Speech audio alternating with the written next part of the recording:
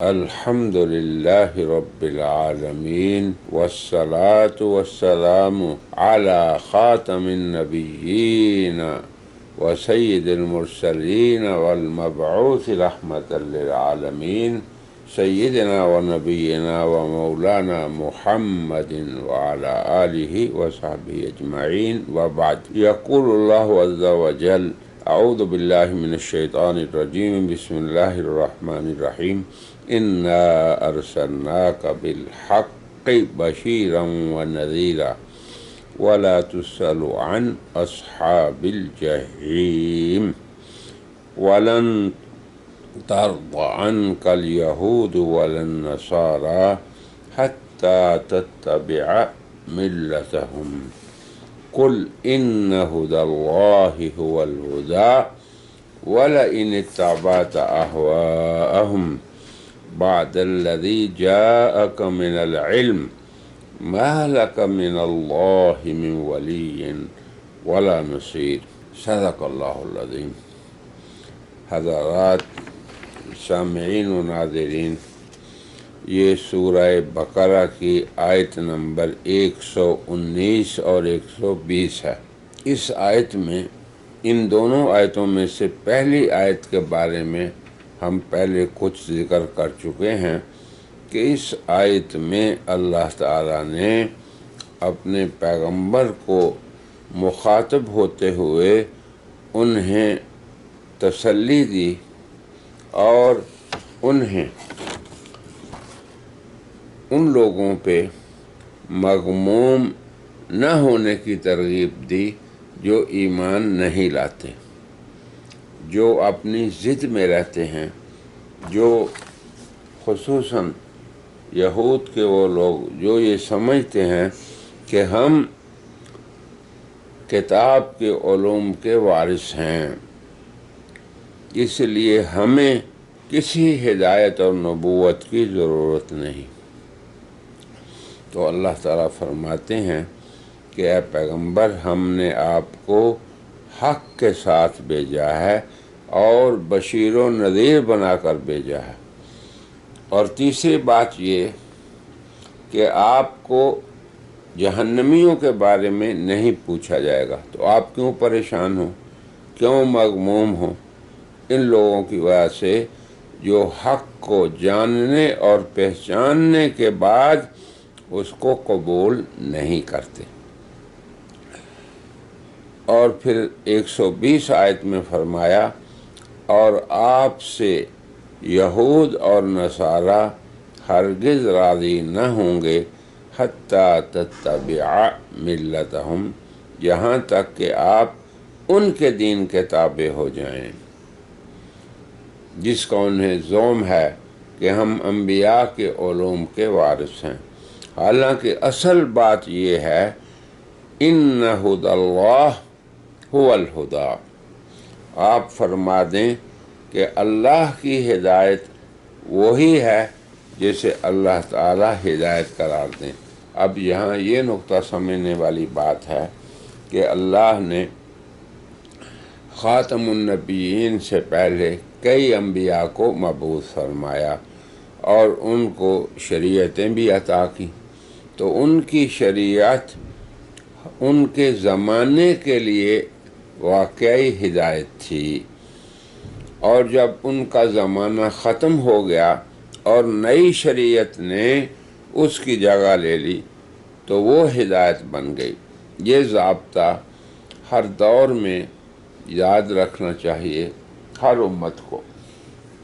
جب آخری نبی آ گئے تو اب ان کی ہدایت چلے گی قیامت تک. یہ ہے اصل ضابطہ، ان ھدی اللہ هو الہدی. مگر یہ لوگ یہود کی اللہ پہلے کئی برائیاں اور شناعتیں بیان کر چکے، اور اب یہاں فرمایا کہ لن ترضی عنک الیہود ولا النصارى، یہ یہود اور نصارہ آپ سے ہرگز خوش نہیں ہوں گے. کب خوش ہوں گے؟ حتیٰ تتبع ملتہم، حتیٰ کہ آپ ان کی ملت کے تابع ہو جائیں. اب اللہ نے جب ان یہود کی شناعتوں کا بیان کیا تو آپ کو علم ہے کہ آغاز ان کی کفران نعمت کو اور ان لوگوں کی کبر کو اور ان لوگوں کی اس علوم کو کہ ہم انبیاء کے وارث ہیں، ہم انبیاء کے علوم کے حامل ہیں، تو یہ کبر سے آغاز کیا۔ اور آپ کو علم رہے کہ اس دنیا میں، جرائم کی دنیا میں، سب سے پہلا جرم جو صادر ہوا اس دنیا میں، وہ جس گناہ کا صدور ہوا وہ کبر ہی تھا۔ شیطان ملعون ہوا، اللہ کی رحمت سے دور ہوا، کس وجہ سے؟ اپنے غرور اور کبر کی وجہ سے۔ اور اس کے بعد پھر اسی کی اتباع میں جو لوگ چلے، انہوں نے بھی یہ سمجھا کہ ہم اللہ کے نحن ابناء اللہ و احباؤہ، اللہ کے قریبی اور خاص لوگ ہیں۔ تو اس غرور نے انہیں انبیاء کی اتباع سے روکا، اور سید الرسل اور خاتم النبیین کی اتباع میں انہوں نے اپنی شان کو کسر شان سمجھا کہ ہم انبیاء کی اولاد اور انبیاء کے علوم کے حامل ہو کے کیسے اس نبی کی اتباع کر لیں۔ تو اس سے جناب رسول اللہ کو جو تکلیف ہوتی، اس پہ اللہ نے تسلی بھی دی کہ آپ ان کی قبائح اور ان کی شنائع سے غمگین نہ ہوں، رنجیدہ نہ ہوں، مغموم نہ ہوں، اور آپ اپنے دل سے ان کی رشد و ہدایت کی طمع کو نکال دیں۔ قست قلوبہم، ان کے دل پتھر ہو چکے ہیں، اور بلکہ اس سے بھی زیادہ سخت ہیں، اور ان میں کبر اور نخوت ہے، ان میں اسلام اور ایمان کی توقع نہ رکھیں۔ جب حق ان پر واضح ہو گیا اور آپ کی نبوت اور رسالت کے اتنے واضح اور روشن دلائل ہم نے ان پہ واضح کر دیے، تو اب نہ ان پہ پریشان ہوں نہ غمگین ہوں۔ لعلک باخع نفسک الا یکونوا مؤمنین، ان کے ایمان نہ لانے پہ آپ اپنے آپ کو کیوں ہلاکت میں ڈالیں گے؟ ان پہ حق واضح ہو گیا، آپ کی نبوت اور رسالت کے دلائل کھل چکے، تو اب ان کے دل پتھر ہو چکے، آپ کے بیان میں کوئی کمی اور کوتاہی نہیں ہے، اور اسی میں ہر داعی کے لیے قیامت تک کے لیے نمونہ اور ہدایت ہے، اور اللہ کی طرف سے توجیہ کہ وہ بھی اپنی دعوت کو اس میں کوتاہی نہ کرے، اور پھر یہ سمجھے کہ ہدایت اللہ تعالیٰ کے قبضے میں ہے، اور ان لوگوں کے بارے میں مجھے پوچھ نہیں ہوگی۔ وَلَا تُسْأَلُ عَنْ أَصْحَابِ الْجَحِيمِ، پھر اگلی آیت میں اللہ فرما رہے ہیں وَلَن تَرْضَ عَنْكَ الْيَهُودُ وَلَا النَّصَارَىٰ۔ اب آپ یہ کیا سمجھتے ہیں کہ یہ یہود اور نصارہ آپ سے خوش کب ہوں گے؟ حَتَّىٰ تَتَّبِعَ مِلَّتَهُمْ، حتیٰ کہ آپ ان کے دین کی پیروی کریں،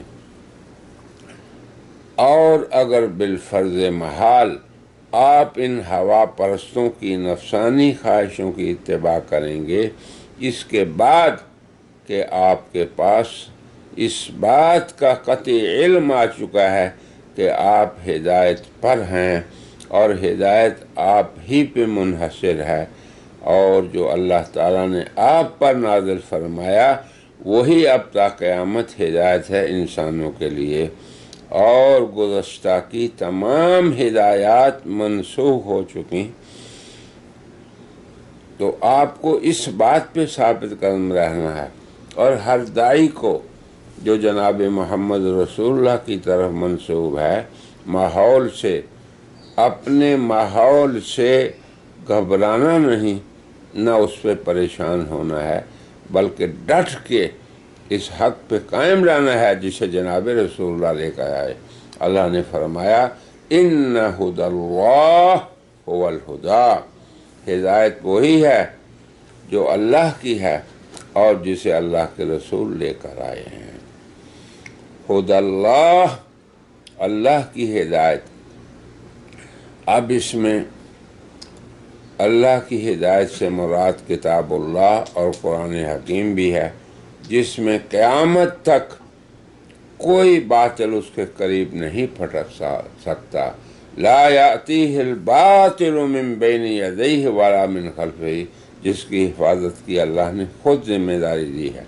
اس لیے اللہ نے فرمایا کہ یہ ان لوگوں کا کبر اور نخوت ہے کہ یہ آپ کی اتباع کو قصر شان جانتے ہیں۔ یاد رکھیں آپ بھی، جس دنیا دار گھمنڈی کے دل میں یہ چیز ہو کہ اگر میں اللہ اور رسول کے سامنے سر تسلیم خم کروں گا تو اس میں میری شان کا قصر ہوگا، تو یہ یہودیوں والی صفت ہے جو ان کے اندر تھی، اور ان کو بھی یہ زوم تھا کہ ہم انبیاء کے وارث ہیں اور ہم انبیاء کے علوم کے حامل ہیں۔ تو ایسی بات ہرگز کسی مومن بندے میں نہیں ہونی چاہیے۔ مومن کا کام یہ ہے کہ اللہ کی ہدایت ہی کو ہدایت سمجھے، اور وہ منحصر ہے جناب رسول اللہ کی لائی ہوئی ہدایت کا۔ تو یہ اللہ تبارک و تعالیٰ اس 120 آیت میں بیان فرما رہے ہیں، جس کا اختصار سے ہم نے آپ کو خلاصہ بیان کر دیا۔ اللہ تعالیٰ ہمیں عمل کی توفیق عطا فرمائے۔ وآخر دعوانا ان الحمد للہ رب العالمین۔